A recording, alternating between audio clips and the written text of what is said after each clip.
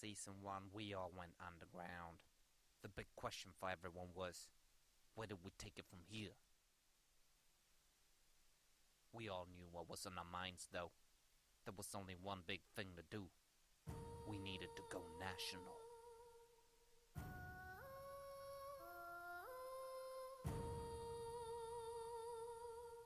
National was a big step. Nothing like what we've done before. It was time to start over. It was time to go back to the roots. Back where it all started.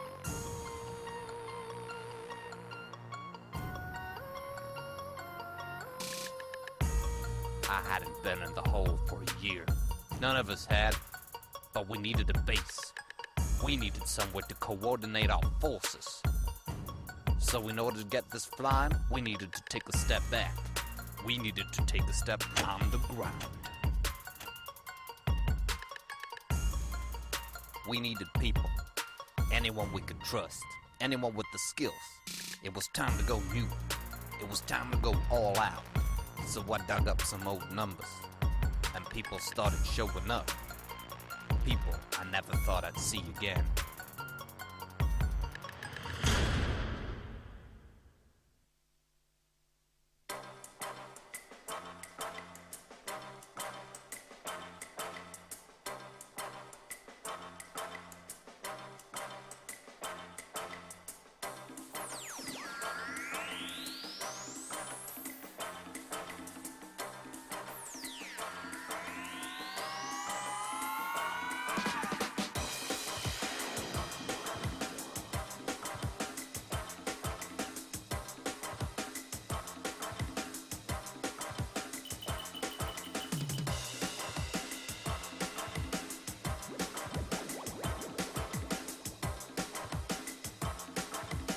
Everyone was here.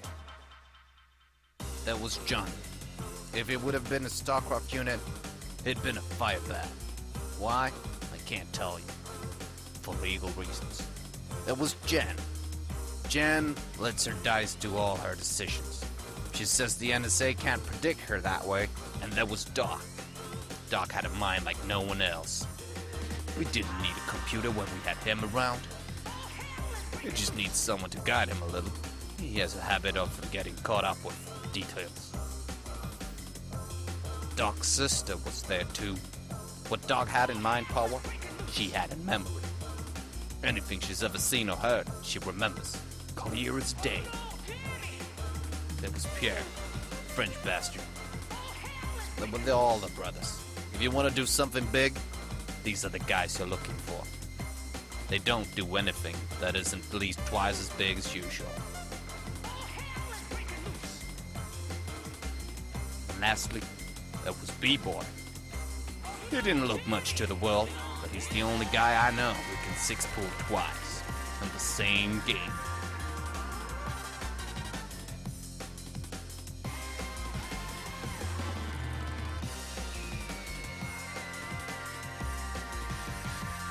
It was time to lay down the plans. This time, we had a whole country to cover. We wanted everyone who had ever studied anything and played StarCraft to get the message. Every cannon Russians, one base and 6 pooling random plane expansion cancelling battlecruiser Russian dropship abusing student in Sweden was welcome. It was time for all students to step up to the challenge. It was time to step up to the game. And it was time for us to step up for promoting. We had to do something really big to be seen this time.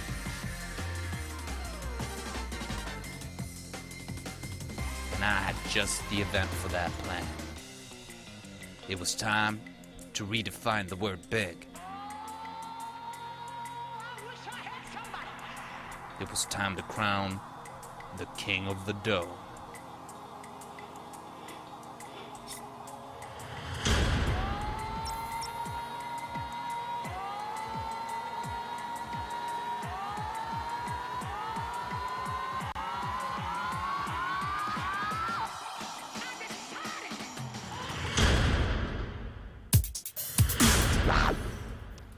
And that, ladies and gentlemen, is where it all started. That's how Season 2 started. We had our awesome event at Cosmonova, King of the Dome. TLO walked away the victor from that one. And now we've gotten all the way to the finals of Season 2. It's been one hell of a ride, I can tell you, being inside of the organization. We've had a shift of steer of the organization. We've had so much trouble in every other direction, but we're here at the finals, and we've scraped this together. We've shipped people here from all around Sweden. This is going to be wonderful.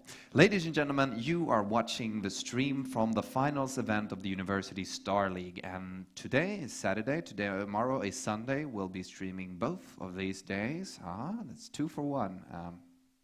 No, that didn't make any sense. Anyway, today we will be streaming the finals for the casual leagues. There'll be 3 leagues, League Alpha, Beta, and Gamma, because it's pretty hard to put all of the people playing StarCraft into the same league and try to match them out against each other and expect that they'd level out a bit. So we've split them into 3 different categories: bronze and silver in one category, then there's gold in another, and then platinum and diamond.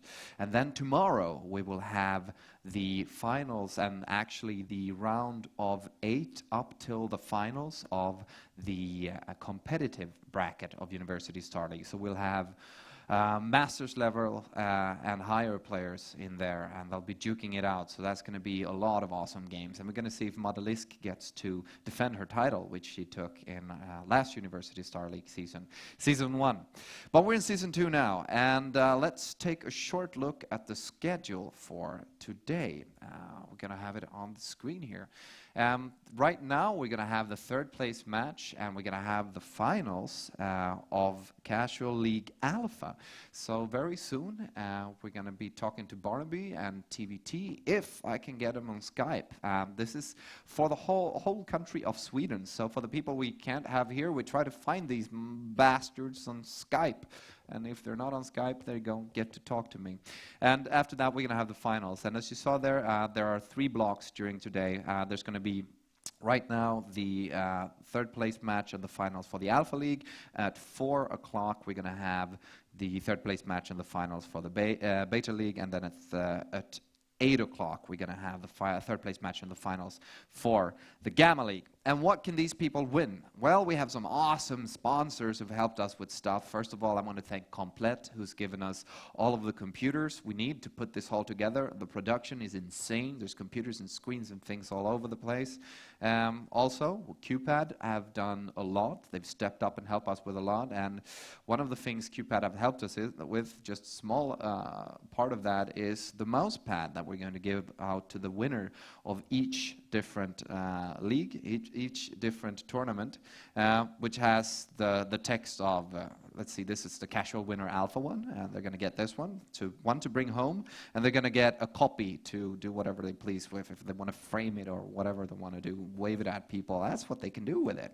So they can do whatever they want. They get 2 of these. Also, we're giving away some pretty cool other stuff. Kingston is our very latest sponsor, and Kingston's have stepped in and is giving away a HyperX DDR3 RAM 8 GB and also an SSD of 120 GB to all of the winners of each of these. And then there's some more prizes coming tomorrow for the competitive one.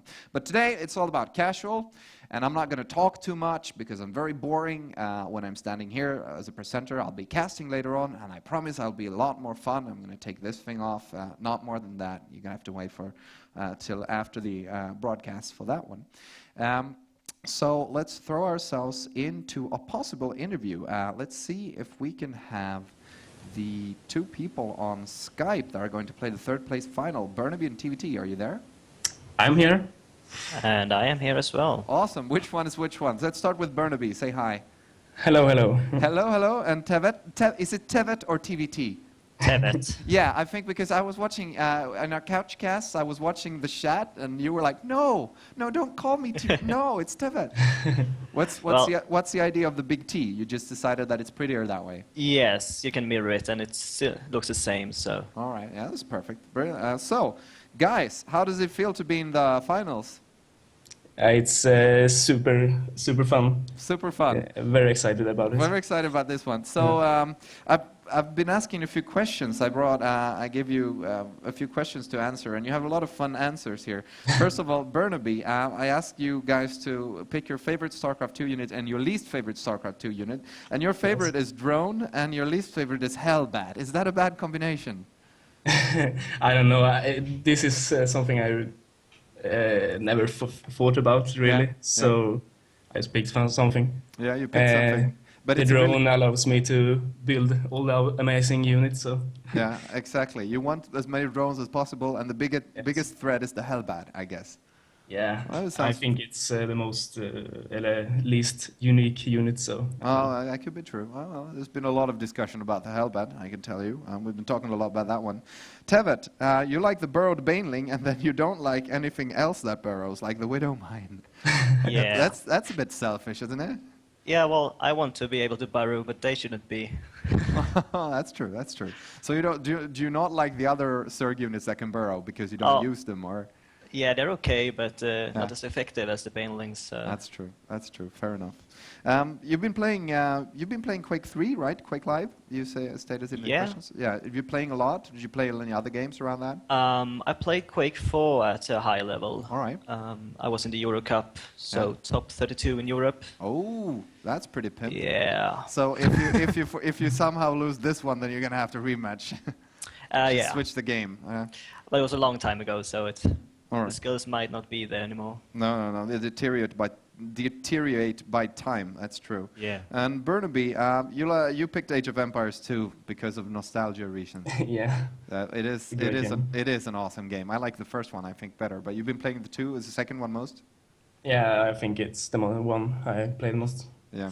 Do you play any other games around this? No Quake? No, I actually didn't play that. So no. All right. It's mostly StarCraft. Right mostly now. StarCraft. You know, that's if you're going to have to pick one game, it's either StarCraft or Minesweeper. You know, it's perfect that way. So you're studying for engineering degree in media technology. Yes, that's right. That's right. Where are you studying? In Norrköping. In Norrköping. All right. I'm studying for a master's degree in engineering in media technology here at Stockholm. So if I would be rooting for one of the players, I'd be rooting for you. But no, I'm neutral. But I would be rooting for you, but I'm neutral. All right, fair enough. And TeveT, you're studying to become a teacher? Yes, I do. On gymnasium, no, what's that in English, actually? Upper secondary school. Okay, upper secondary school. Fair enough. How long have you been studying? 4 years now, so it's last year left. All right, so you're soon to be a teacher. Yeah. Are you gonna use your StarCraft skills in that? Of course I am. Of course. How? I'm not sure about that yet, but I'll work something out. You'll figure something out. Yeah. Awesome stuff, guys. I'm gonna let you get ready to your games, and we're. If you are still on Skype after the game, then we're going to have a winners and a losers interview if you both still want to participate, if no hard feelings are administered in any way. So I'm going to let you get into your games. Thank you very much. Thank you. Thank you. Awesome. So after that short, nice conversation, we're going to drop over very quickly to another segment of this broadcast, and it will be a standing segment throughout all of the broadcast. We have a couch set up in the players' lounge where the players get to sit down and talk about the games and you know, talk about how the other players are very bad or how the other players are very good or whatever they want to talk about. And to lead that couch, we have two of our players that have been eliminated from the competitive tournament. We have Fubar and Njal. I'm going to let them introduce themselves with a short movie here.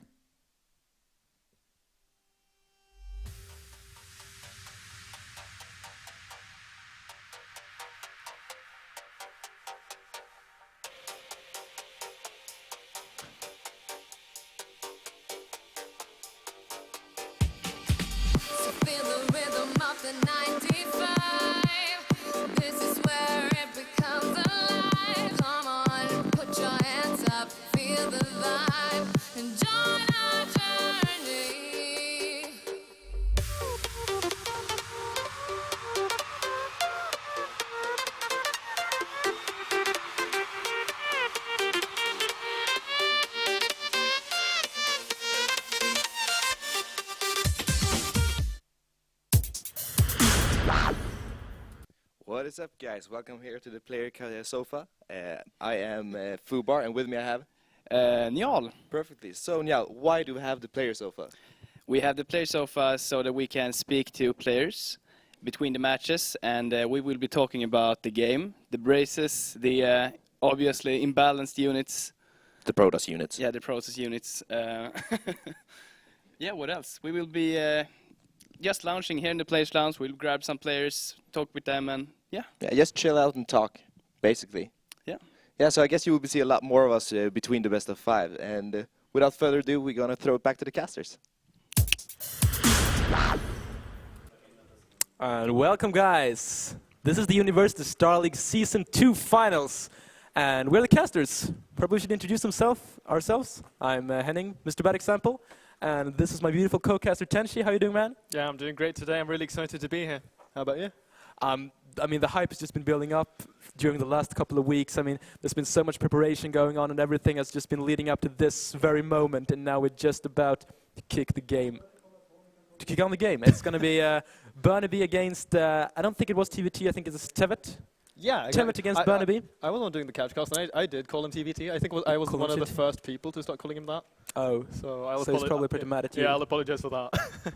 Wow. And yeah, so our observer, Suede, a very beautiful caster here who's actually doing the observing today, is asking the players if they're ready, and if we can start game 1, it's going to be a Zerg versus Zerg on Eklund Wastes. And as you probably figured out by now, this is the casual tournament. So the players are actually not like competitive professional players by any means. Not the highest caliber. But they could definitely deliver. I'm certain of that. Yeah, something I've come to know is players that you don't have to be good to produce entertaining games at all. No, that is very true. These players aren't bad by any means as well. It's a Diamond League against the Platinum League, so it's not like they're bronze or anything. Fairly even, though. But yeah. And I would actually say that the ladders have gotten more competitive during the last they definitely have. couple of months and maybe half a year. So being Platinum right now isn't what being Platinum a year ago was. The quality of players has really gone up. Like the overall skill cap of the game. Absolutely, the casuals are kicked out Tekniska bekymmer. into League of Legends and Minecraft and stuff. So we might be having some technical difficulties, Is but that so? it wouldn't be a university style. It wouldn't be an esport event without technical difficulties. Yeah, we're only waiting for the sound to fuck up and Yeah. was that NASL sound guy? No, I think we have a UniSL sound guy. UniSL sound guy. Probably. And there we are without our observer in the game. So we are probably just gonna That's a shame. go regame. Yeah. But anyway, we can just let me just ask you, what are your thoughts on ZVZ on a map like Eklund Wastes? It's a very narrow map, and airspace control it's not too difficult to maintain. No, it's pretty open when it comes to the air battles, but it's a map that the classical thing about Eklund Wastes is it's just so easy to secure a lot of bases. Like the 3rd and the 4th are not going to be that difficult to take, which is going to have a huge impact on, for example, a TVT or a PVZ or something. Yeah, but in this right now for Zerg circumstance, vs Zerg, I don't think that is going to play in too much, as counter-attacking Zerglings can pretty much destroy the 3rd hatchery over and over again. yeah, when it comes the creep spread, it works both ways. If you want to connect your bases, that is very important when you're going to be having a roach-based army or something like that, because when roaches move off creep, they're not too quick. But it can work against you and allow your enemy's speedlings to get in and get surface area really quickly. Absolutely. So it's going to be the players are going to be walking a thin line if they want to. Decision making is going to be very key. Absolutely. In this matchup. Okay, so is everything sorted out? I'm not actually sure what's going on. But it wouldn't, as I said, there wouldn't be an esport tournament without stuff like this happening. You do make a very valid point there, my friend. Absolutely. But I'm actually very excited about this first series. ZVZ is a very dynamic matchup. There's a lot of things that can be going on and can be very back and forth. I mean, you can go for macro style, open a hatch first on 15, or some early pools. There are so many variations of the early pool that are very effective in ZVZ specifically, as compared to ZVP, for example, or ZVT. So yeah, I would say that in a lot of matchups, the games aren't actually that. It doesn't really come down to strategy as much, because there is one thing that's really good. For example, in TVZ, you're gonna see early 3 command centers, early 2 engineering base, and just go for the big 3-base rally style almost every game. Yeah, exactly. So a lot of matchup works like that. There's pretty much one thing each player can do. Zerg vs Zerg, however, I would not say. It's probably one of the matchups where the players have the most options. Yeah, anything goes. Pretty much. It all comes down to like when you're hitting with something, like the amount of units you have, the unit composition you have. It is fairly difficult to scout in ZVZ if you don't have Mutalisks on the map. Well, it depends on it if you go for the other overload speed, which is definitely possible. That is true, but like we don't see that too often. But if we saw that now, I would love that, because like I really love the mechanical things that Zerg have like at hand. Like we have burrow, we have overload speed and stuff like that. I feel those are some of the most underused abilities that Zerg have at their disposal. One thing that was actually popular in the Zerg vs. Zerg meta game for a short while on Wings of Liberty was to get a couple of overseers and just use Contaminate on the hatcheries to stop the lava. That is really something that I would... I just love that, and I would love to see something like that. Contaminate is like amazing. Like it is so good. Yeah, it's like if I could tell every Zerg player how amazing Contaminate is compared to how little you use it. It's like, oh, let's drop 8 changelings. That's gonna do a lot. No, 2 Contaminate's gonna be better. Changelings don't really matter because I mean you have speedlings. Yeah, especially in with Zerg where it's not gonna be walled in and stuff. Yeah, exactly. So hopefully we'll see a few Contaminates go down. That would be awesome. Do you have any other wishes for the games? Like anything you want to see? Honestly, I have to go back to a game back in 2011. It was MLG. Yeah. And I think it was Nesty and some others. Like I can't remember his name. But he had like it was on 2 base versus 2 base on Shakura's plateau, like really really old school. And at this point, Nasty had like 2 infestors, a couple of lings and banes, and then he borrowed like 15 banelings in his natural ramp, and his opponent had like Roach Hydra infestor. Yeah, I think I remember some game like that on where it's just bird banelings. Yeah, he was going into Muta, and the Hydras and Roaches got to be like, nope. Yeah. And actually, one of the players said their favorite unit was the burrow baneling. I love burrowed banelings. So we could hope. We could always hope, and now it seems like we're going to try again to get into the game here. As I said, a Zerg vs. Zerg on Eklund Waste is going to be pretty amazing. It can get very intense. I mean, it's not a map, like Eklund Waste is not a huge map, so getting speedlings and units across, like especially with creep thread, it's going to happen very quickly. So, like I mentioned earlier, decision making, like especially in mirror matchups, you can really see like who is the better player in mirror matchups. Yeah, it just comes down to the raw skill of the players and the caliber of the mechanics and the play. Absolutely. So as you said, the creep spread is going to be interesting to watch. As if you want to get down another creep tomb, it's not impossible at all, but it could be limiting if the other player, if you're like going for Mutalisk against the Roach Hydra composition, you don't really want to spread your creep. But with that said, I think and I hope, for the sake of all of you at home, that we are into the game right now. There we are then. So, all right, MrBadExample. What should I do? Try and introduce the first player here? Yeah, absolutely. Down in the bottom right, as our red Zerg player, he is Burnyby. That was my Korean impersonation. By the way, just saying. Yeah. All right, and up here in the blue trunks, in the top left corner here on Eklund Wastes in this best of 5, he is TeveT. TeveT, exactly. I said it right. Now he can't hate me. I think you said it right. TeveT. So for the whole series, it's gonna be TeveT, not TeveT. Yeah, okay. You'll have to like correct me because I'll end up saying TeveT at some point. Probably, if I can remember it though. Yeah. So we don't see any hurler pools. I mean, something that Life has really popularized is the temple, like pretty much in every matchup. Yeah, but especially in Zerg vs. Zerg. It's fallen out now though. Yeah, a little bit, since players have realized that they have to adapt to it. Yeah, we could see. I was just gonna could see a really cheesy 13 gas 12 pool, but that's not gonna happen.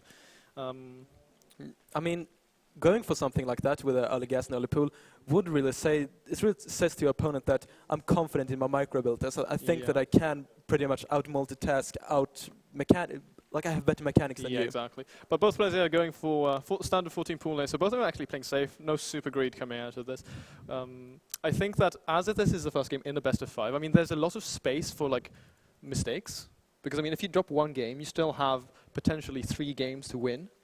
Exactly. Which means that like you have some space to like try a few things, maybe try to read into your opponent and stuff like that. Oh, Burnyby is going to be able to block the hatchery here. TeveT is going to try to get it down, and he's going to get it down. Burnyby was a bit too slow to react there with the drone, so TeveT gets down his expansion, which I think Burnyby could have interrupted that. Do you think so? I'm not too certain. And we see a fast gas here from TeveT, so he's going to be going into speed most likely, and then potentially adding on a baneling nest, depending on if he decides to pull those drones off or not. No gas yet here for Burnyby, though. What are your thoughts on that? Well, it's just going to go mind. into... He's just going to go into a gas. gas. Well, I think you can actually play gasless for quite a while on Sug vs. Sug. If you just get out a couple of queens, maybe a spine crawl at the front, then you are going to be pretty safe. But on this map, I'm not sure how good of an idea it's going to be to wall in right here.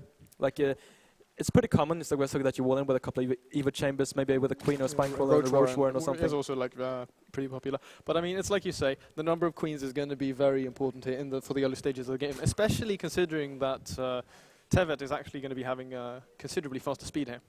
Absolutely, and yeah, that's just two very important points whenever you're watching a Sug play. It doesn't matter about the matchup. Watch how much gas he mines. If he continues to mine after he has 100, how many drones he keeps on the gas, and how many queens he's going to make. Yeah, if you got those two down, you pretty much know exactly what he's going to do. Or not exactly, but pretty much what he's going to do. Yeah. Anyway, we see here that TeveT, did he pull guys off gas? I believe, okay, he left... 2 on gas for TeveT right now. Yeah, that is interesting. You generally leave 1. Yeah. Not 2, so he might be looking to, make something happen with this.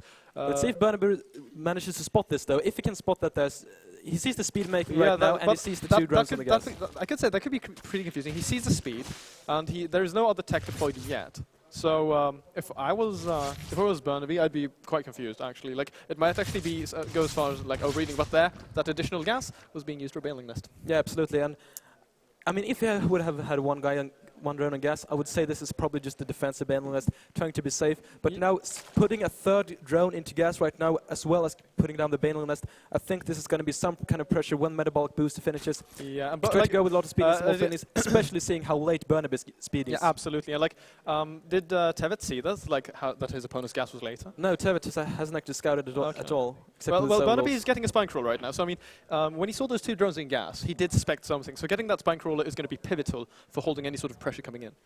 Yeah, but he just pokes in with his Sugness, doesn't really want to sacrifice them to get in and see what's going on. But the gas for the speed for TeveT is actually finishing right now. So if he just morphs a couple of Sugness here, and we have speed links against slow links. Yeah, he has a bunch. He's overload spotting it, so he's going to be coming in. That spine is done though, so he's not going to be able to get anything done. He's going to go for the main though. Yeah, he's getting up here in the main. These links are so far uncontested. It's 10 links in production right now for Burnyby. A few bailings morphing as well to the side in the fog of water in the main base of Burnyby as well. Just a lot of Sugness in production for TeveT right now. It's going to be really interesting to see if he goes for drones I don't think TeveT has noticed these bailings morphing though. Oh, here they are. Here they are. The speed finishes for Burnyby though, but he's going to go for the drones. There are a lot of drones that are going down. I think he does 3 or 4 there. All of the links for TeveT have been cleared up though, and he's going to be forced to just posture himself defensively now for the counterattack. Yeah, so 3 drones went down, not a huge deal. He has made some Suglings for the defense though, but I don't think there are any bailings out for TeveT. I think he needs to morph like 2 bailings at the top of his ramp, because there's so many speedlings for Burnyby. Yeah, this is interesting. Look, TeveT had gotten that really quick evolution chamber, so he's getting a fast +1 as well in conjunction with his lair. I think that's interesting. Additional links coming in here as well, reinforcing from Burnyby. Risking a big bailing detonation there. Wow, can we see the bailings right here? It's going to really depend on the micro from Burnyby. Oh, it's so close! I think he could have got it! But Burnyby gets in with a huge soloing army. He's going to be able to scout everything, snipe the queen, snipe the drones for the other bailings. Okay, some decent detonations, but quite a few drones are going to be falling down. Now links have popped right outside in the main. TeveT does have a tech advantage with this much quicker lair and the +1 attack as well, and he's getting additional links. Can we take a look at the work count? I'm interested to see. The work count is actually 41 for Burnyby, while only 32 for TeveT. That's a considerable lead. Yeah, every drone matters a lot in Sug vs. Sug. And as we could see, TeveT also lost the queen in the main base, and that's actually really, really important. He hasn't started to remake the queen right now. You said TeveT.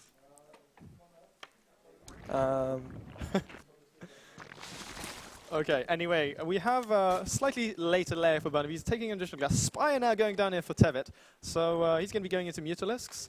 Having that additional +1 melee upgrade, I think that's a very interesting choice. We have no evolution chambers down here yet for Burnyby, so he's going to find himself at a tech disadvantage. But it's all going to be coming down here to these engagements with the lings and speedlings, and as well if TeveT can deny the 3rd base from his opponent. I think Burnyby should be suspecting something now that he has seen such a fast lair and absolutely. no roach warren. So he probably knows there's a spy going down. However, I don't think he has any idea of the exact timing. So he has to play a bit safe, but I think it's going to be pretty fine.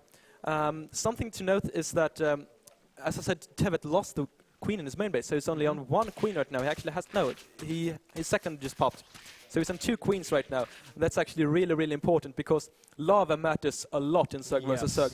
A lot of units are very lava heavy, like the Zergling, for example. So having only 2 queens and 2 hatches right now for TeveT against the 4 hatcheries on the way for Burnyby. Oh yeah, he's getting Burnyby's he's gonna a quick macro. But this third base is in risk of getting denied right now. Getting good surrounds, and these banelings were zoning out all of those speedlings, and he's actually going to get a kill and not the cancel. Not the cancel. Wow, Burnyby wasn't really on point there, but I think Burnyby's going to try to snipe them here. He has a big Surgling and baneling advantage right now, I think. Yeah, but dude, look at this. With this upgrade advantage, his Surglings are going to be so much stronger than Absolutely, Burnyby's. they are I mean, gonna we have no evolution chambers down here for Burnyby. A few Mutalisks are going to be popping out now. Not many, but there's still a few, and then we have no Spore Crawlers down either as well. Spire is also a lot later. It's just like everything is later here for Burnyby, but he might also get a kill or cancel on this third base, and I think it's going to go down actually. Oh, the cancel from TeveT though. He's on point there, and now Burnyby spots the Mutalisk. Yeah, but he knows exactly what's going on. He needs to focus down those banelings. That was some good focus fire there coming from TeveT, and now he should be looking to reestablish that third base again. I still want to come back to this, the upgrades. In a mirror matchup, upgrades are so important. In all matchups, upgrades are so important.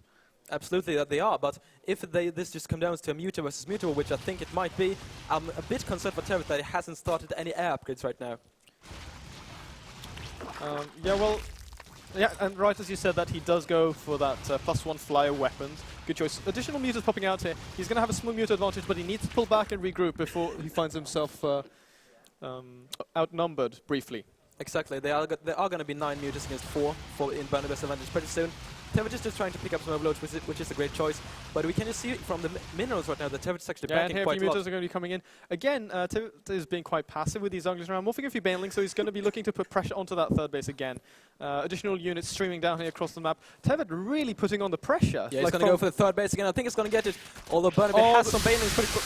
Those detonations weren't the best though. He might, I don't think he's going to get this. With these banelings coming in here, and the Muta advantage going to Burnyby, TeveT needs to be very careful now to not lose too many Mutalisks to this. He's forced to pull out. And this matchup is now not Zerg versus Zerg anymore. This is Muta versus Muta. The only thing I think matters right now is the Mutalisk count, well, pretty much the only thing. There's a couple of drones on the way for Burnyby, but the Mutas are so important right now. It's just, if you get a small Muta advantage, it's just going to snowball for the rest of the game, and it's just... I mean, they're just going to have to make Muta upgrades and try to get an economical advantage. But one thing that you can't forget is that the use of speedling, like counterattacks and things like that, those are very, very important in this scenario, because that is like when you have your Mutalisks out. Spore Crawlers are so good against Mutalisks. They deal 45 damage versus biological units. Absolutely. Which means, like, if you fly over a bunch of Spore Crawlers, you're going to be losing a lot of Mutalisks, and that's, you can't give away free Mutalisks in Mutalisk wars. Now, as you said, the Mutalisk count, they're just going to snowball if either player gets an advantage. Here, there was an overseer out for TeveT, but no contaminates went down yet, and Burnyby suddenly sniped it. So no, zero take a look at this. and as you say that, he contaminates the hatchery. Well, you think it's stream cheating? Is listening to us? Yeah, he might. Who knows? But I mean, anyway, I want to look at this thing. We have the fly carapace for Burnyby and the flyer attack here for TeveT. That's interesting. Now +2 melee coming down as against 0/0 lings. When he has 2/1 lings against 0/0 lings, like he's just gonna destroy Burnyby in any sort of Zergling engagements. And killing bases is gonna they're gonna die so quickly. Absolutely. So it's absolutely gonna have the Zergling advantage when it comes to that. Faster air armor though. Yeah, Burnyby is going for the +2 armor. So, and I mean, +1 armor against +1 weapons for the Mutalisk. +1 armor is going to be a lot more useful in the fights. Now we have +2 weapons being researched as well. Burnyby is making an additional 7 Mutalisks. A faster fourth base going down here as well for TeveT. And a small bunch of lings. We're very unlucky there. Ran into an acidic death. So now both players are just posturing, you know, threatening off 3 Mutalisks potentially. No. Oh, he's going to go for the banelings. He's focusing on the banelings. That is actually really, really smart. But he needs to be very careful though to not overcommit. Yeah, 19 Mutalisks against 21 in Burnyby's advantage. He also has the better upgrades if it would come to a Muta versus Muta battle. So yes, Burnyby, I think he should be more aggressive than he is right now. But look, now the fourth base is already up for TeveT. So he's actually ahead, I'd say, right now. Especially in the upgrades, because I'm gonna be repeating myself constantly when we're casting now the UniSL about the upgrades, because I love upgrades. I do, of course. We all love upgrades. Well, especially Burnyby doesn't. Burnyby does. No, well, I wouldn't say love, but he likes them. He likes his air upgrades, but he dislikes his ground upgrades. It looks like that's the case actually. 0 evolution chambers, 17 minutes in a Zerg versus Zerg. You don't see that too often. I'm really concerned about that. I'm actually very, very worried when it comes to that, if you ask me. Because, I mean, like I said, 2-1 Lings, and then initially 2-2. Now, TeveT is actually overcommitting slightly here. A few Mutas are going to be falling here. The Lings are coming in now, but he needs to be very careful around those Banelings. A lot of Lings in production here for both the players. Infestation Pit coming down as well, so he's going to find himself getting with a faster Hive. I just feel like TeveT has been ahead in terms of tech all game long. Well, you could say that, but also Burnyby, I think, has been slightly ahead when it comes to the macro, when it comes to drones. In terms of units, just yes. unit counts rather than the unit tech. However, I think this Hive is going to be pretty cool, because you know what's cool when you have a lot of melee upgrades? Ultras. Oh yeah, Ultras doesn't really. Ultras are really, really awesome in Zerg vs Zerg, actually. Yeah, okay, but here we have a lot of Mutalisks from Burnyby coming into of the 4th base here of TeveT. He's actually supply blocked right now, but Burnyby is falling back right away. Get a lot of free Lings, like TeveT realizes, but he doesn't. He could actually have gone for the space kill, but he's not going to be doing that now. Now he's finally reacting, clearing up those towers with his Mutalisks, and +2 armor now starting for Burnyby. And on the ground, when that Ultralisk transition happens, like you said, he is just going to completely destroy Burnyby if he doesn't get upgrades soon. Absolutely. I mean, Mutas, well, they kind of do damage when you have like 40 of them against the Ultras, but they're just look at the Mutalisk so counts. far. 36 Mutalisks to 34 of TeveT. He's ahead, but I don't know, is there 2 armor Mutalisks for Burnyby versus 2 attack? Another Contaminate, again, denying that inject. That's cool by TeveT. He's actually listening to us, I think. Yeah, he's actually stream cheating right now. I'm not sure, but it would be cool. If he was stream cheating? Nah, but it's cool that he does what I wanted to. Yeah, small battle. Oh, and here the Banelings coming. Could be some huge detonations here for TeveT, but no, he's just going to throw away these Banelings to Burnyby. Burnyby could actually snipe them with the Mutas. Yeah, and he's just going to go ahead and do that. Free Banelings. You never want to do that. Hive coming down now, and +1 carapace started. He's actually getting the pathogen glands for those infestors, as well as overlord speed and overlord drop, pneumatized carapace and ventral sacs. This is really interesting here. Just look at the production tabs right now. I think that's quite important. There were 20 drones on the way for Burnyby, while TeveT was actually making like 50 what is the working count? Now we have the so we had one huge round of drones against a huge round of Zerglings. Infestation Pit now going down here for Burnyby, so he's going to be able to start Hive soon. Big counter-attack here with Speedlings. He's going to be able to actually, they're going to pick up this queen, and then he's probably going to be forced to, he's going to be forced to move. He's going to lose a lot of Zerglings right now for just 1 queen. Oh, the Banelings not quite connecting. I don't think it was worth it there actually for Burnyby, but he's maxed right now. Yeah, he just wants to be making more Mutalisks. Yeah, I like this. Picking off the gas is really important, because gas is everything in a Muta War situation. Yeah, that's pretty smart. But actually losing a lot of Mutalisks here. Right now. Burnyby couldn't turn around there. I think right now it's not a great choice. He definitely overcommitted right now, losing a lot of Mutalisks here. TeveT is just relentless committing here, chasing his opponent out of his portion of the map. Small Ling duel going on here, but the upgrade advantage is just so brutal here for TeveT. But Burnyby is maxed. Again, like, the supply advantage is heavily in the Red Zerg's favor, but now he's going to come in with a big counter-attack here on the 4th base of TeveT. Burnyby is maxed, but they also has 20 more drones. Yeah, he can kill this hatchery. He can easily kill this hatchery. But he doesn't really focus the hatchery. He's just going for the drones. Yeah, he needs to do that now. Let's see, are there any Banelings for TeveT actually? Yeah, they're coming. Can we see some Mutas detonations? Not actually the best detonation, so the hatchery is going to go down, I think. Oh, so close. And here comes the Mutas as well. They're going to help with it. And there's the hatchery going down, and a huge economical advantage for Burnyby right now. Yes, absolutely. He has a massive drone lead over his opponent, but I'm honestly really scared of Burnyby. Well, he has a great economy. His army is big, but it does not have upgrades. I mean, we're seeing +3 melee and adrenal glands for those Zerglings. We have the pathogen glands with infestors out as well. This is going to be a crazy fight that's going to be happening shortly. Yeah, I mean, Burnyby is just going for the Mutas, which honestly I think is quite a good choice right now, but these infestors could actually be the MVPs of this game. Absolutely. If we manage to drop the money fungals. Oh, well, he needs to be very careful here. These Zerglings can actually kill these up. They could force the fungals. They could pick them off. He needs to protect these infestors. Wow, infestors really overcommitting, but maybe they were just baiting. I mean, the Zerglings and the Mutas were quite close there. I think TeveT actually wants to go for an engagement, although he has 20 supply behind. He actually, no, even though he's 20 supply behind, he has 2-2 against 0-0 on those Zerglings, and he has 2-1 versus 0-2. Yeah, he's just miles ahead in every single for Burnyby actually. Is it really? Okay. So Burnyby is, I think, is going to have to try and split here against the infestors. Yeah, this is a really difficult fight to take here for the Red Zerg right now. He needs to be so careful about those fungal growths. Absolutely, and I think TeveT is going to Oh go, my want to God. go in, he's getting an overload, he's going to aim down the Spore Crawler, and Oh. here Burnyby is coming up, we're going to see the Fungals, Oh. the Fungals are missing, no Fungals on the one pointer down. There's one Fungal okay, down, one but I think Burnyby might... Second oh, all of these are huge just falling so Fungals. quickly. And look at everything on the ground just getting completely destroyed. Wow, GG. GG's. All those units in the red, wow, that was so intense that last fight. And TeveT being behind an economy all game, however, he really showed that those infestors, And you need them. the power of upgrades. His ground army was completely evaporated by those upgraded Zuglings. He had, at the end of the fight, his +3 was about to finish, but having Adrenal Glands and 2-2 against 0-0 Speedlings, I mean, that's just ridiculous. It's disgusting. Yeah, I think that it was actually quite a mistake for Burnyby to just keep making the Zuglings instead of just going into like all in on the Mutas. Yeah, absolutely. I think that might be what he because had to do.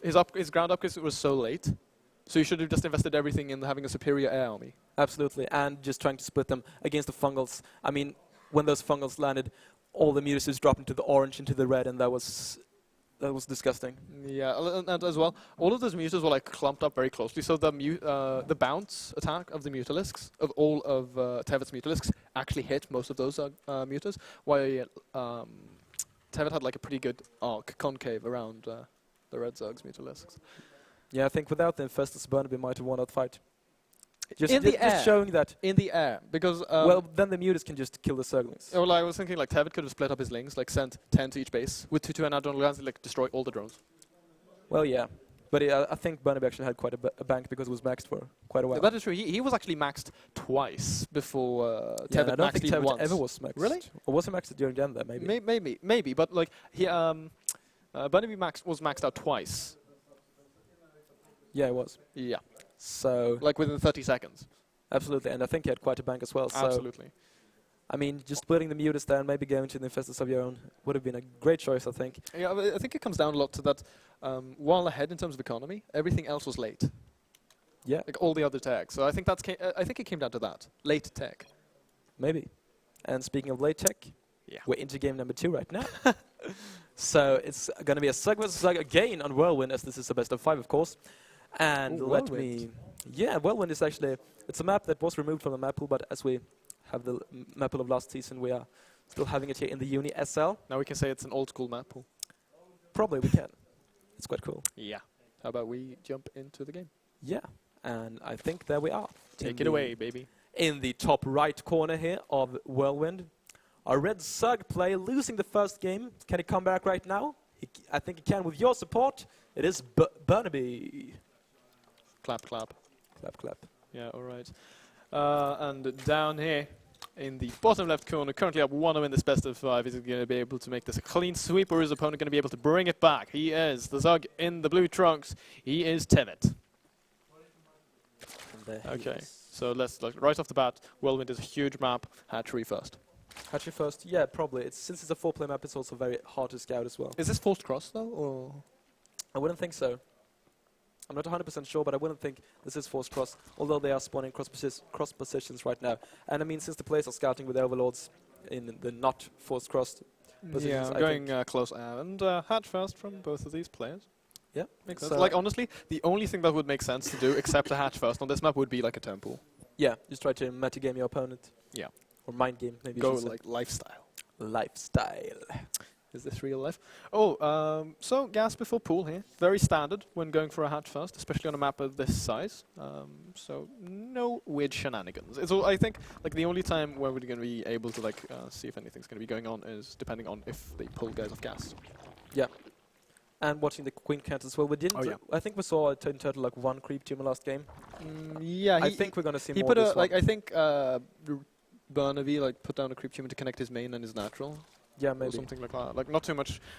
Creep spread didn't play too much into the last game actually.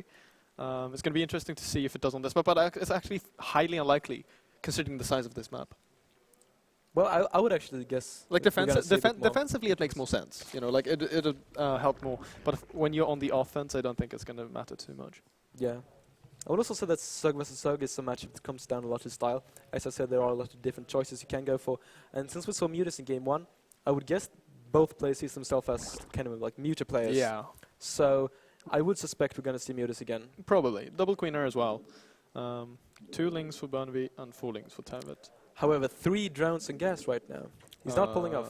Okay, so yeah. Burnyby isn't. Really? No. Is that so? Okay, but TeveT is again leaving 2 in gas. So maybe that is something iconic we're going to be seeing from him for the remainder of this tournament. And like you said, yeah, there we have 3 guys in gas for Burnyby. Has he started speed though? No. No, he hasn't. He's actually like banking gas. What right is he? now, What so is he doing? There There's is the speed speed. started. And now he seems to be pulling off 2 drones of gas. Okay. So maybe just 100 gas for like a really quick lap. Yeah, I actually think it's going to be for a fast lap, so we can get into that mute attack quickly. Probably. I mean, if you just manage to rush out the mutas on this map, Overlords are not going to be able to scout. So it could be a great map if you want to go for something weird like that. But right now we're just seeing 1 round on gas, no lair yet. So probably not something that wacky from Burnyby, but for on TeveT. side. I think actually that's a defensive baneling nest, unless he's going to be able to, unless he's going to be looking to put on the same, the exact same pressure. Because I mean, so far it's looking like the exact same thing, except it's a hatch first. Yeah, I would say it's very reminiscent of Game 1, Roach Warren though. Oh, okay. Did he cancel the baneling nest? He did. He did. He's getting an evolution chambers. I believe that it is to get the +1 ranged attack for those roaches as well. Like it would make sense if it did, because you can hit powerful roach timing with +1 attack to 2 shot lings. Did you know that? I did not know that. It's like zealots versus lings. Like when you have +1, yeah, you 2 shot them. Same thing with roaches. That's pretty cool. The more you know. The better you are at StarCraft. Like I'm a huge fan of you, MrBadExample. Really? Yes, I am a fan of you. Really? So like I have fans. I didn't know yeah, that. like I'm honored to teach you something new. Wow. A lot of lings here though for Burnyby. Do you think he's what? Oh god! He cancelled the spine crawler. Oh no! He's playing no, so greedy. no! He cannot cancel the spine. Look at the number of Zognings in production here. Wow, but no baning list. This is just a speedling all in, right? Yes, I think that's gonna be it. Oh, it's okay. like versus Protoss. Oh my god! Look at this. We have a few roaches in production, and that +1 started here for TeveT. But the +1 is not going to be done anytime soon. And no. Just a few roaches, like 3, 4, 5 roaches. He needs to put roaches on hold position on that ramp, or queens, or anything. Like he has to realize now. Yeah. I mean, he has to realize now. The Sognus is going into the base. Ling streaming across the map. He has the roaches on hold position on the ramp, and he's evacuating the drones. I think this is a perfect. Oh, no! They kick it in. He has to put them on the ramp. He needs to be. Oh no! If he loses that roach, Burnyby, you have to go into the main. he has to be Get really surrounded careful. with the roaches. Ling's Oh, get I in. think Burnyby's done it. 12 more Sognus on the way. I think it's going to be able to snipe those roaches. Burnyby, I think he's got this. He's throwing down a roach one of his own and a macro hatch in his main. He's coming into the main. All the roaches have fallen down. Did the roach one actually go down? I don't know, but he's in the main now and he's going to be able to do so much damage. And I think it's going to be super difficult for TeveT to get back from this. Wow, he's going to snipe the queen. He's going to get a lot of drones right here. Just a few roaches popping at the time. They get surrounded right away. Wow, just look at the drones. They are just melting to the speedlings. What a great strategy choice from Burnyby. He's killing a lot of drones right now. Being super aggressive on a massive map like this. How many drones have gone down? Now the +1 is going to be finishing up soon. Burnyby has a massive bank as well, so he's going to be able to make a lot of roaches defensively for this. He's even making an additional 20 lings. And how many drones have fallen? It's actually only 4 drones that have fallen really, so far, that's but not too 2 bad. queens. Yeah, that's really important. Yeah, that's the big thing in this. That's definitely the big thing. And Burnyby's not done. He just keep making circles. Oh, actually, I think this is a mistake, though, from Burnyby, making lings against +1 roaches. Well, as long as he can keep trading armies and keep the roach counts low, like he is now, he's going to get 3 more roaches for free. And he might potentially get into the lane again to be able to do additional damage. We have just so many Zoglings from Burnyby streaming in, and he has a drone advantage as well over his opponent. He's going to go into the main again. Here, roaches are hatching in both of these bases, so they might be able to kill off a few of these lings, even drones coming off it. But he's going to be losing a lot of economy and mining time from this. And Burnyby doubling his opponent in supply. Wow, 3 more drones went down right there, so not actually the hugest losses in drones, but just reinforcing with Sognus more and more. Yeah, but just still, like, Burnyby has like a 12 or 15 drone advantage at this point right now, and the natural expansion is coming under fire as well. Losing both of those queens, like you said, they're playing a pivotal role in being able to defend this. I can see TeveT is actually in 400 minerals that he can't spend right now because he doesn't have the lava. The Sognus from Burnyby is just doing so much damage. I think TeveT is maybe trying to go for a counterattack with these but it's not going to work out. Burnyby is getting a baneling list as well. I think he's just going to come in here, pick off these units, and we might be seeing TeveT tapping out of this game shortly. Well, TeveT, he went for the spine crawler, he went for the baneling nest, but he cancelled both of them. That was the exact thing that he needed to hold this kind of build. And that's GG, wow. And Burnyby ties that up 1-1 with a brilliant mind game. I think that was a perfect strategical choice for that map. Now, at this point, if you were TeveT, I mean, like, Burnyby is inside of your head right now. Absolutely. But coming into this third game, like we saw in the first game, Burnyby, TeveT was looking to be putting on pressure, and the build he was doing now was also a pressure build, but he was hit earlier by a faster pressure build, like with mass speedlings like that. Yeah, he wanted to go for the +1 roach timing, but I mean, I think he got in with the first struggling when he had his baneling nest on the way. Saw a couple of drones mining at the natural, so he cancelled the baneling nest, cancelled the spine crawler, and went for the evolution chamber and the roach one. Yeah, he assumed that those were drones being made. Yeah, when those since he saw a couple of drones at the natural. Yeah, when those were like 20 lings. Yeah, and then there's just this big flood of speedlings. Oh god! If you don't have a wall in, if you don't have queens and roaches in hold position on the ramp, that's like I think the biggest things there was the fact that he cancelled both the spine and the baneling nest. Yeah, and that he let those speedlings like get this around on the roaches. Honestly, I think those were his nerves. Maybe he is. He's playing in front of a lot of viewers right now. So how many viewers do we have? On stream right now, there's 136 viewers. That's more than 135. That's a very smart thing to say. I'm so good at this maths. I have to live up to my Asian name. You are.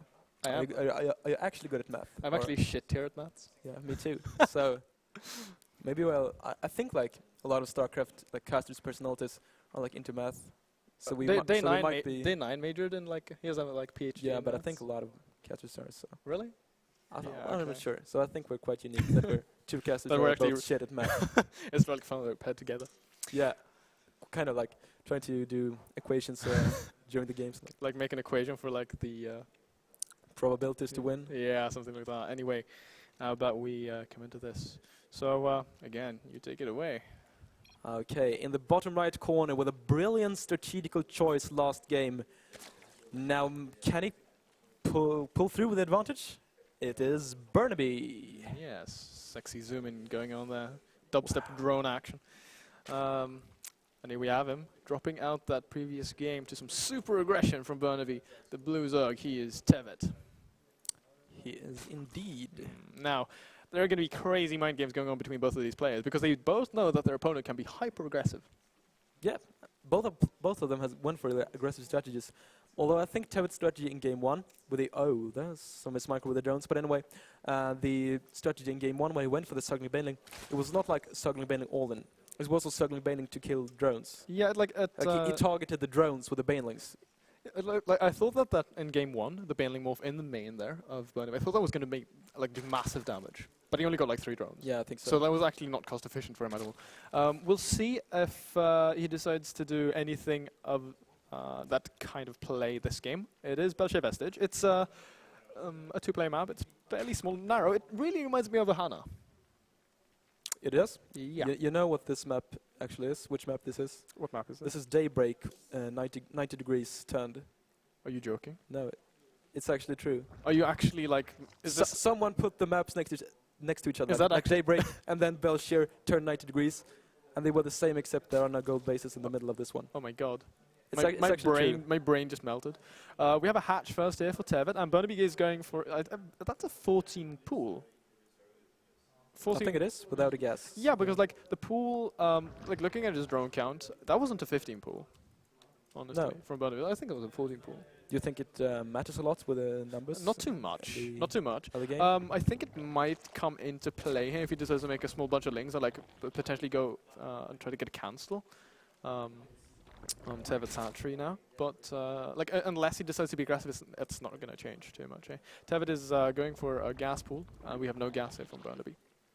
Exactly, and both players get in there with their overlords, knows exactly what's going on. They can see the hatcheries morphing, so no one is playing in the dark. No, TeveT sees that his opponent's expansion is going to be a bit later, so he might be a bit nervous about like slowing attack, but they're not going to be coming out here. And Burnyby's just opting in to go for a macro build. Like a macro build into a 2-base all-in. You never know. Anyway, the gas is actually quite a lot faster for TeveT. It's now mined almost 50 gas, while Burnyby has not started his extractor yet. We've seen that all of these games, that TeveT decides to go, he postures himself more aggressively with gas. Like he left 2 in each gas guy in the gas geyser, like both the games. Maybe he does this again. Maybe he does. I don't think he's going to be pulling guys off like completely. It doesn't feel like a thing he likes doing, because he wants to get that gas to like put something down. Yeah, probably. I mean, there's the speed, and there's the 2 in the gases, so it's exactly what we've seen in game number 1 and 2. However, he went for completely different strategies in game number 1 and 2. Yeah. I think Burnyby is going to be able to spot this though. Yeah, He again. sees the speed, he sees the 2 drones. Like the first time you see this, it's probably really confusing. But now the second time, I don't think he's going to be too scared, because I mean he should probably like have an idea of what he actually can do with that amount of gas. And I mean he does confirm speed, so he's dropping down the safety spine crawler, which I really like, getting some gas of his own as well. So we'll see what he decides to do with that. It's going to be interesting to say if TeveT just goes for the look one at this. Burnyby is actually Wow. making 18 lings. Do 18 you rings. think he's scared about a big attack? I think he realizes that TeveT is not going to have banelings soon, so he can try to do some counter damage. However, I mean, speed is 35 seconds away, something like that for TeveT. So that's a time window for Burnyby. If TeveT's speed completes, I don't think Burnyby is going to be able to do any especially major damage with this this. baneliness is also halfway done. So like by the time that Burnyby makes it across the map, he'll be able to like morph 1 or 2 banelings behind the safety of a queen and a couple of lings. Because I mean his speed is about to finish in about 10 seconds, and there is no speed out yet for Burnyby, not even started.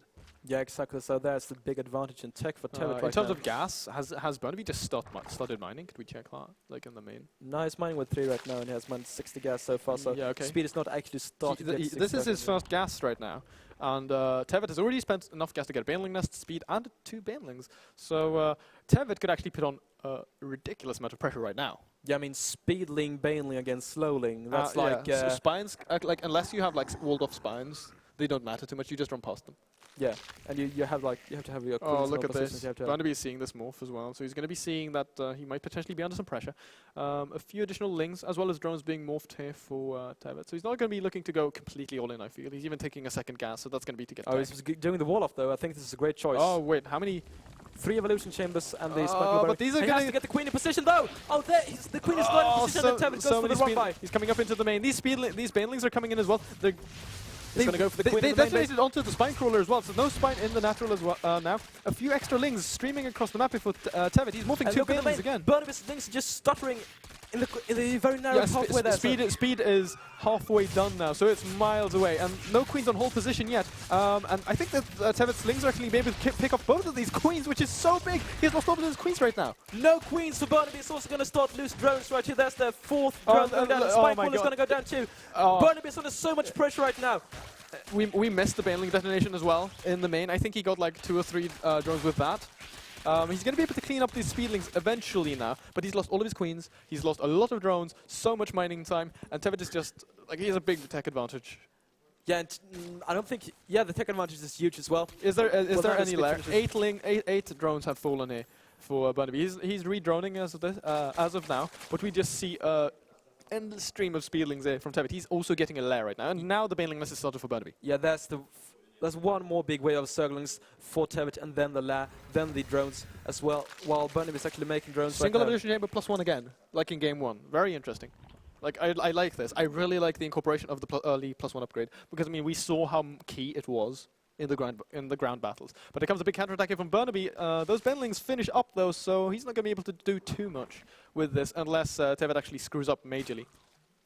Yeah, it's going to be it's just going to come down to micro right here, but I think TeveT is going to be fine with a spine crawler behind the wall and the queen as well. There's no way for Burnyby to make anything happen now. TeveT's lair is about to finish up as well, so he's going to be able to get muters a lot faster than his opponent. Road Warren interestingly coming down here for Burnyby, and a 3rd base. I actually kind of like this. He'll just have to be posturing banelings and stuff like that very well, and not let speedling run-bys happen. Absolutely, and these evolution chamber wall is just helping a lot with that right So now. sexy. As he's going for the 3rd queen as well, and he actually has two creep tumors out. So Okay, that's more than we've seen in this series so far. I Yeah, think. I like this. He's extended the creep vision to the ramps to see if anything is going to be coming up there. But it's a very gimmicky game, because I mean, like, that creep will help his opponent's speedlings get in a lot quicker. Now Lair has started it for Burnyby. That's a big advantage in the circling count here. Actually, for TeveT is 34 against 23 as well as 3 banelings. So he's going to be able to defend his 3rd hatchery right now. However, Burnyby is just doing this to keep TeveT busy, so TeveT can't go for the aggression. Those were 3 links. But now Burnyby might be able to get into the main. He's going to be able to confirm the Spire. He does see a 2nd evolution chamber go down, and nah, he's not even... No, never mind. Come on, into the main. There you go. Yeah, now he sees the spy. He knows exactly what's going on. He knows the exact timing. He needs to when drop a has few to spores now. score He for needs to drop a few spores, and he No, should not start... now. It's like 25 seconds. 25 seconds on the spy. And he should pull a few overlords back though. Yeah, that's absolutely should do. 1-1 roach attack or range attack and carapace, and a few roaches in production as well. +2 melee being researched here by TeveT. So these players are going to go for really different strategies right now, which is... No, I'd say that honestly, roach really does fall out versus Mutalisks. Mutalisks are just a lot better. I've seen a few players like make big roach plays, like they make them work, but it takes a lot of... it's very difficult to like execute, make it function well. Nice with the Ling there, spotting that. I really like that from TeveT. But now he knows there's pressure being postured outside of his third base. He was actually even evacuating some of those drones. But he's got a few Banelings and a lot of Speedlings there as well, with an upgrade advantage. So I don't think that Burnyby is going to be able to make anything happen. This is really smart by Burnyby though. He knows the spy timing. So he decides to be aggressive around the time when Mutas should pop. This keeps the Mutas back, and it keeps TeveT using the resources on the stuff list. Wow, he's actually target firing the Banelings. Yeah, that is so good. All of the Banelings are dead. And oh my god! The sun is dying to the Banelings of TeveT. Oh, this is carnage. Wow! That's a really early GG. Yeah, but he took so much damage from those Speedlings. Wow. He took so much damage from those Speedlings. Yeah, he wasn't really behind after the early game, but I think his choice of strategy would be just to go for the late game with the upgrades with the roaches. Just trying to go for maybe like a 2-turn infested roach attack or something along those lines.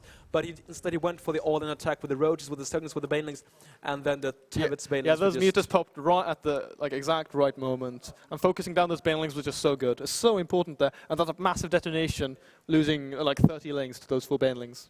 Yeah, but I thought that he was actually just trying to put on pressure in order to keep the Mutas at home, use gas on Banelings instead of Mutalisks, and then just trying to get the advantage into macro games. It would make sense if he hadn't lost all if he hadn't lost all of those units. Yeah. Because with nothing to defend, he can pull back and have units to defend. The massive counterattack there from TeveT would have just wrecked him. Absolutely. So yeah, now we very have well played by TeveT. TeveT is up 2-1 in this best of 5. And now we could actually confirm that TeveT is kind of like this Soglin Muta style player. Yeah, he is. But it seems like Burnyby is more all-round. He can really do anything, like the Ling all-in in Game 2, the Mutas in Game 1, and now the Roach big upgrade play in Game 3. I mean, he's done completely different things. I'm curious about the Roach play though. Like, I personally feel it was more reactionary, like considering that he had to drop those evolution chambers, and he wanted to hit like a pre-Muta timing with those Roaches and Lings and Banes. Oh wow, we're actually jumping into Game 4 really quickly at match point now on Yonsu. Yonsu? Yeah, I'm going to let you do the first introduction because that's the tradition. That has indeed become the tradition here in the top right corner of Yonsu Ladder Edition.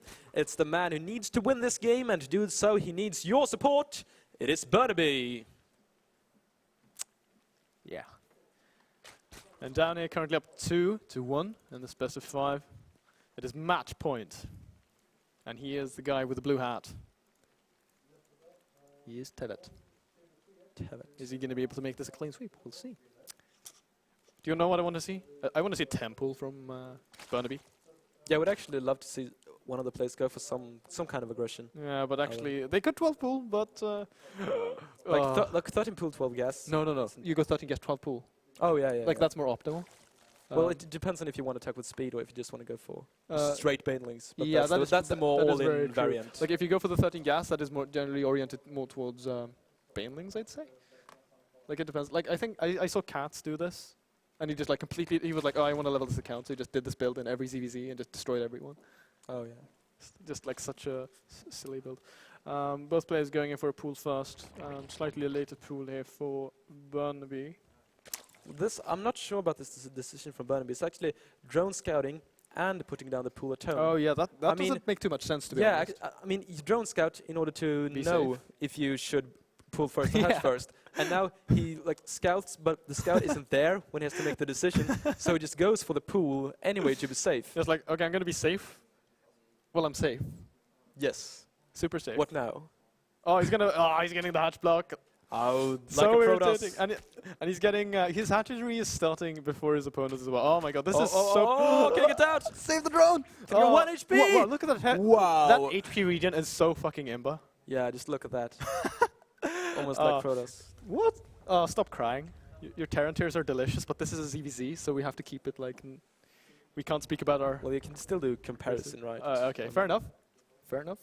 Gas going down here for TeveT. His opponent's expansion is slightly quicker, but TeveT has the fast gas. So you'll have a faster speed, naturally. So it's like every game before this. Every single game, like, but I feel like TeveT is, like I said, he's had the advantage in everything, like not in terms of units, but like in terms of gas, in terms of upgrades, in terms of like general tech.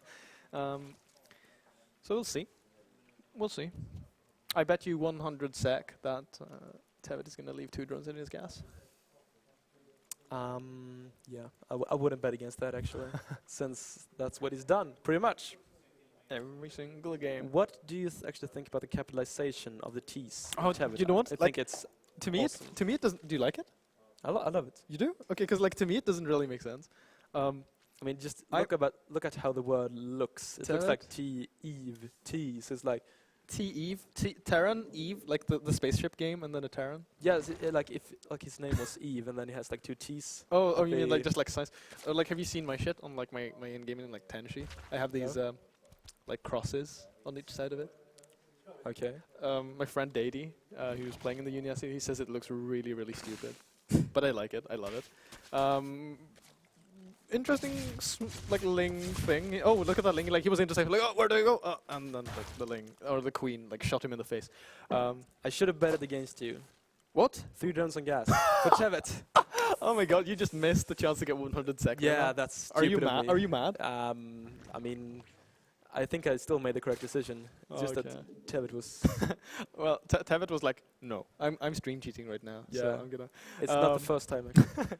Now, Okay, but TeveT is getting banelings again. yeah, in all seriousness, I think these 3 drones on gas tells me Faster second gas for Burnyby. yes, Interesting.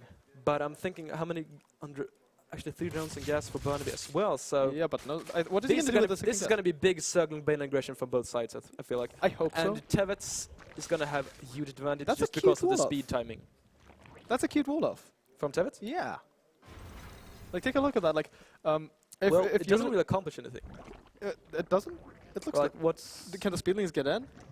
Like, Yeah, I mean- like between the banelingness and the hatch. Queen in hold position. Oh, I don't know. I don't know. I- I mean, I- you can still get around over the rocks, right? and just go for the drone I line, so- guess. Yeah, you make your I mean, point it's there. cute. It looks cute. It looks very cute. Cosmetically, it But- looks cute. but it doesn't really do But in terms of efficiency, it's actually bad. No, we don't know. I like this though. like from Burnyby. Burnyby's Yeah, wall off is actually efficient. it's so much better. It does something. So, and that's generally good in StarCraft. If you Like strategy actually if you does do something that has some sort of like efficient function, it will in 9 of 10 cases help you to achieve but victory. it's generally going to be better than something that Yeah, doesn't generally. accomplish No, anything look at at this. Look at this. Like the queen on Oh. not hold position. like let me stroll Yeah. away. I love it. I fucking hate that. Like you forget to put units on hold position, and like your zealot moves out from your wall off, or your queen moves out, and you just like everything dies. Now this one, TeveT went for 3 gas. The left time is actually super similar for both of these players, and he's doing the roach build with a +1 ranged. So 1 evolution chamber for TeveT, 2 evolution chambers down for Burnyby. This probably means that TeveT is going to want to be aggressive with.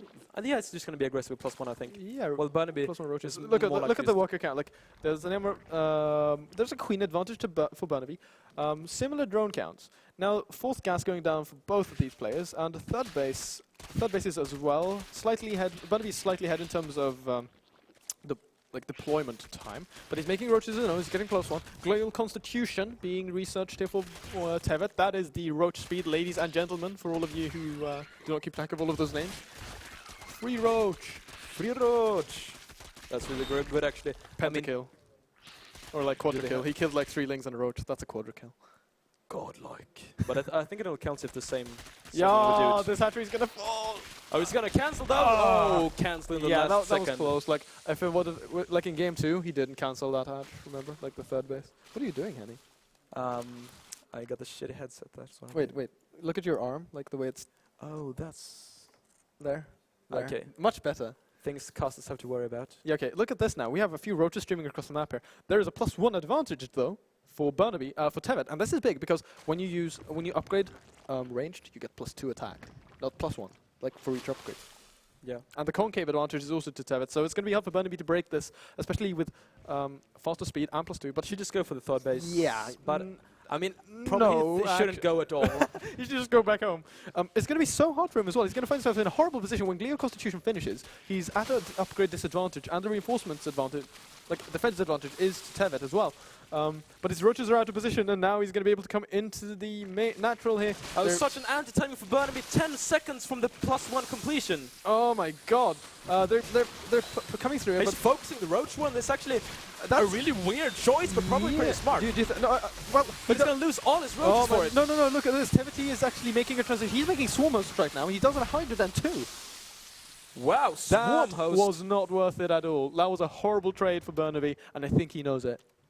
I think he knows it, but at the same time, I mean, it's not hurting TeveT as much as it's going for Hydras and Swarm Host, but just making Swarm Host without the Locust upgrade? Wait, oh, he didn't get that. But he does with the +2. Remember that ranged upgrades do scale with Swarm Host as well. Yeah, with Locusts. But I want to point out that there is actually pretty big drone advantage here to TeveT. He's in the lead by like 8 drones or something like that. And I'm going to be really interested to see what TeveT decides to do with the Swarm Host if he goes for more Swarm Host. Host. Dude, this is so cute. Like, he got a very small number of Hydras to clean up Overlords. Oh, that's great. A very small number, actually, just 1. An extremely small number. Yeah, he's getting like 3 more now. Oh, okay. He's remaking his Roach Warren, which makes sense. +2 is going to be finishing. But we have the +1 upgrade here, though. +1 armor upgrade, though, for Burnyby. So that's going to also come into play later. But Swarm Hosts on this map, I think, actually are really good. Because it's a very narrow map. It's difficult to like get around, especially with a big Roach buffer. Absolutely. And here are it's going up to 6 Swarm Hosts right now, along with actually a lot of Overseers for some reason. But I'm going to be really interested to see what he decides to do with the Swarm Host, if he just keeps them defensive and just tries to... Well, like, the Swarm Hosts defensively are actually pretty bad. Well, I mean, like, not just to defend, but like burrow them in the middle of the map to try to have them really safe. Like hold map control. Or if he goes like risky with them, like burrows them over here at the Selnaga Tower close to the third base of Burnyby or something. I want him to do that. Yeah, it's the ballsy move, for sure. He's got still 6, 3 more ones. Now we have the Locust life thing upgrade. What is that called, actually? I have no idea. It's called Enduring Locust. Thank you very much, Swede, our beautiful, beautiful observer. He's a sexful man. Sexful? Is that actually a word? No, it's not. Or maybe. I'm actually not sure, but he is very sexful. Like everyone at the University Star League. We have the Grooved Spines upgrade here for the Hydras. That is Hydra range and +1 carapace as well. But we're going to be seeing TeveT at an upgrade advantage because he does have that +1 armor. But now, Burnyby at an upgrade advantage for the first time in this series. But now TeveT is moving across the map. Big number of roaches. Where is he going to burrow? It's going to be really interesting to see. He needs to burrow the Swarm Host. Oh my god, look at the number of roaches there from Burnyby. Jesus Christ. Well, 37 roaches against 23, but now the Swarm Hosts are burrowed. Yeah, these Locusts are so good. They're so strong.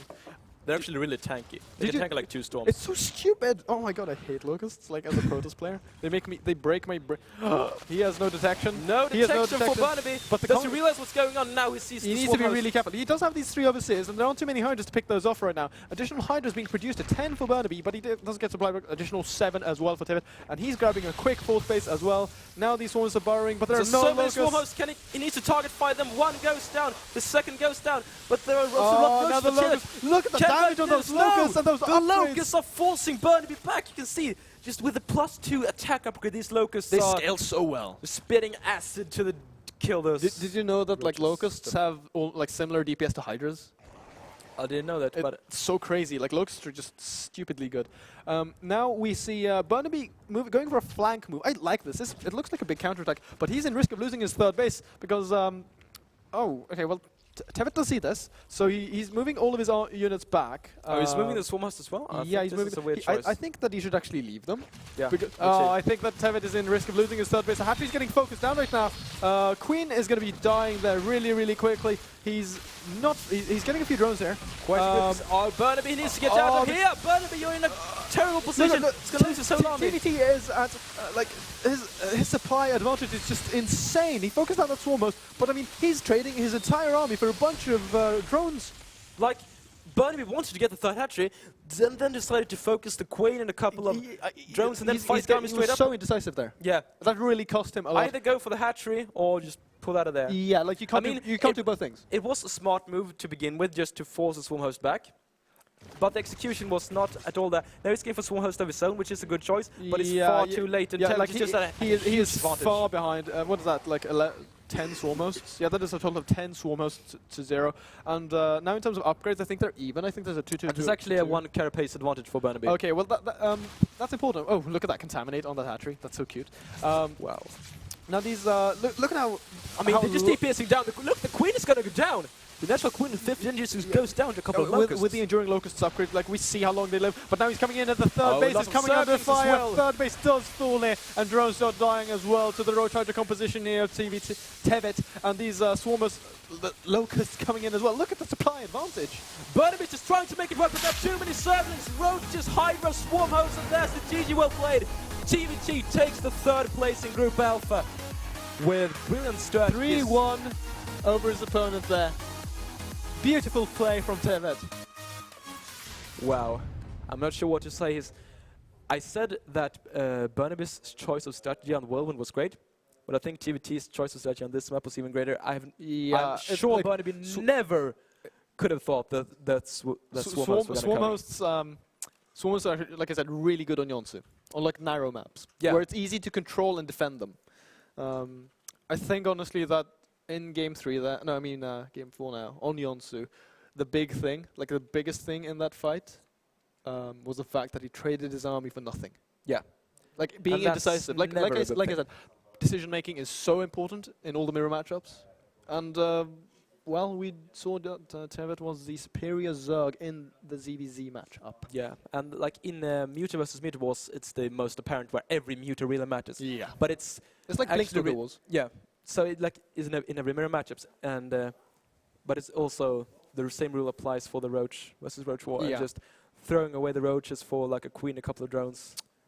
You can't do those things. Like it just left a huge timing window for TeveT. Because like you'll find yourself like at a massive unit disadvantage, like when your opponent counterattacks. Yeah. And by that, I think we are gonna throw it over to the presenter. I think that does make sense. So take it away. Thank you very much. Thank you. Can you hear me? Yeah, you can see me and hear me. That was awesome. That was a lot of fun. That was a really that could put all the other games today to shame, because that was an awesome set of games. So very close. I don't think it will. I think there'll be a lot more games up. I'm not sure if we have the 2 players for our winners interview. Can we try that? Do we have them? Let's see. You guys on the line? Yeah. I'm here. Yeah. And both of you? Yes. Awesome. Perfect. Guys, was that fun? Yeah, Yes, it was fun. That was so close. That was your really closely matched player. So it was a really awesome set of games. So you pulled the, just the long straw just ahead of your opponent there. What was your idea throughout the games? You sort of like the Ling Bling Muta style. Is that what you like to play? Actually, no, I usually don't. But I felt I was ahead, so I thought, why not? Why not just keep doing that? Yeah. You apparently you stated that you don't like other units that burrow, but apparently you know Swarm Hosts as well. Well, obviously. one of the casters wanted to see Swarm Host, so I figured, why not? Oh, that's so nice. Oh, manner player, we like those. Yeah. That's cool. Burnyby, did you scout the Swarm Hosts in the last game there?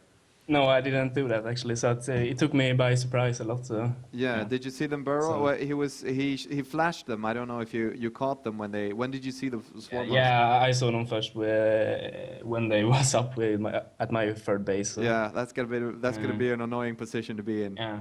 Yeah.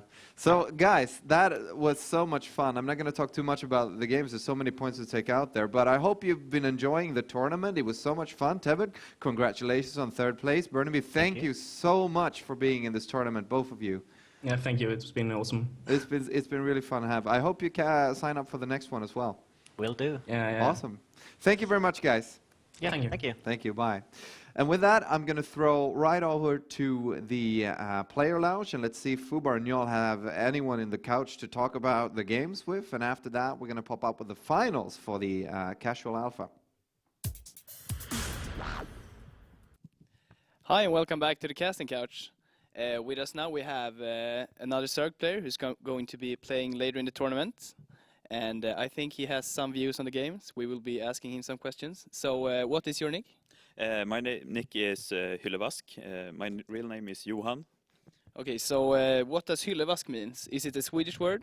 Well, it was made up like a nonsense word. One of my friends made it up when we were playing Diablo 2, but I have later on found out that it means like shelf sink in Norwegian. Yeah. This is a super weird name.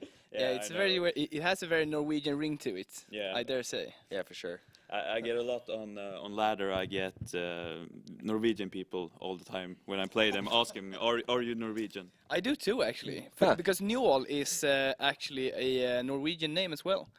So sometimes people type to me in Norwegian, and since I'm Swedish, I can't understand a single word of that. So Can't say I have the same problem no, with I Fubar can't though.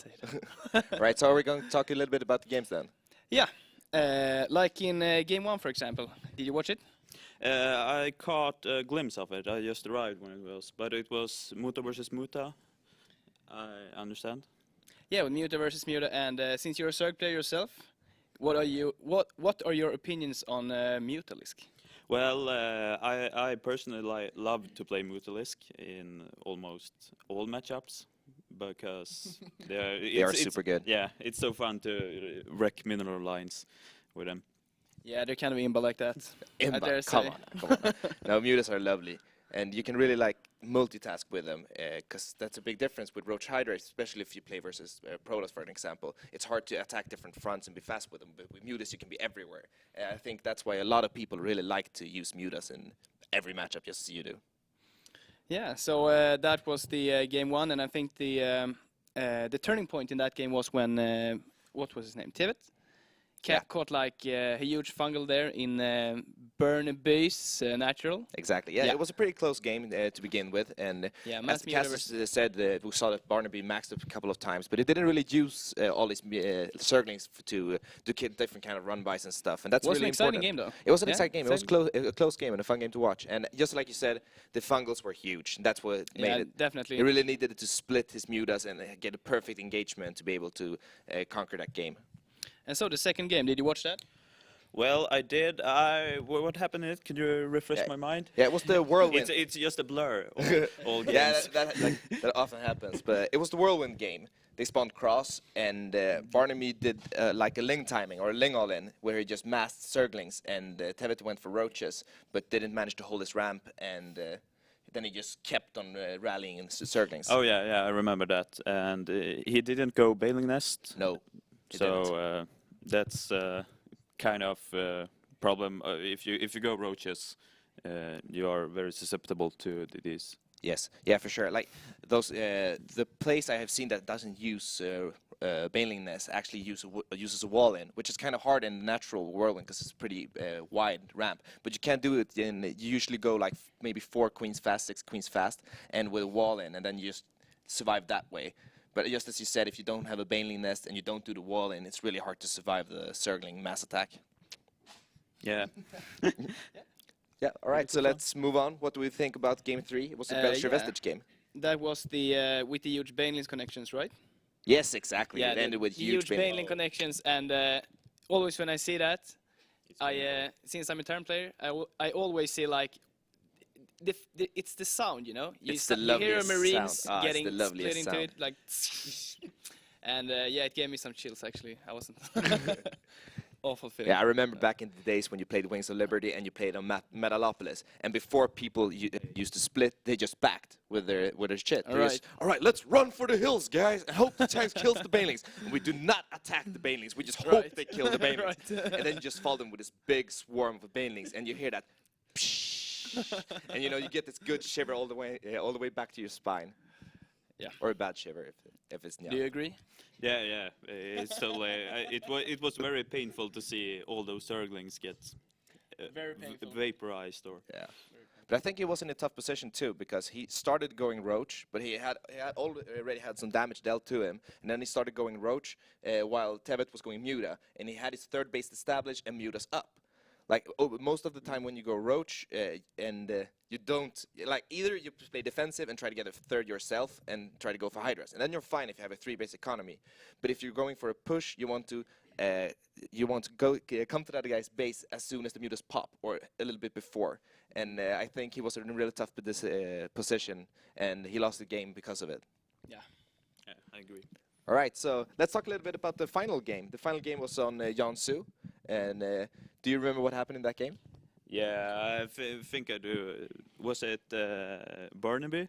He went for sniping Roach Warren at the natural, and and throw away big chunk of his army to just get a Roach Warren. It's really risky doing stuff like that. And I felt that it was behind, like rest of the game from there, and the swarm host came in at the end for TeveT, but it was pretty much over already. As a turn player, can I ask, like, isn't swarm host very unusual in this matchup? Kinda, not really. I remember. I got really like a Stefano-esque feeling from this that's so player. Stefano, that's true. But I remember for a while people tried to transition into swarm host late game, because Spinecrawler swarm host. Because it should be good, right? Exactly, Or it's really good. Sporecrawler swarm host. Exactly. You play super defensively, and you play almost like how you play against Protoss when you go swarm host. A la Firecake. Yeah, but exactly. 3 hour game. Everybody loves it. Everyone loves that. More StarCraft. But it's true though. Usually you don't go swarm host, like a Roach Hydra composition, and then maybe add some infestors with good upgrades. That's the more common one if you don't go mutas. Right. Okay, so I think that's about it. Yeah, that's about it from the games. Maybe we can just take some random questions about vår hyllevask. Okay. Yeah, so I'm going to start off with, when did you start playing StarCraft? I think I started playing StarCraft in like 2010. Isn't that like when the game came out, StarCraft 2? Oh, wait, it was like Christmas 2010, so ending of 2010, beginning of 2011. It was a good time. Yeah, back good in times. Wings. So I played for, is it 2-3 years? So I'm currently in Gold League, so I'm average. Gold League is pretty good. It's pretty good. So do you have like a favorite player, and do you have a favorite style that you like? If you talk player, I have to go with Naniva, because he's cool, man. Yeah, Naniva is special. Yeah.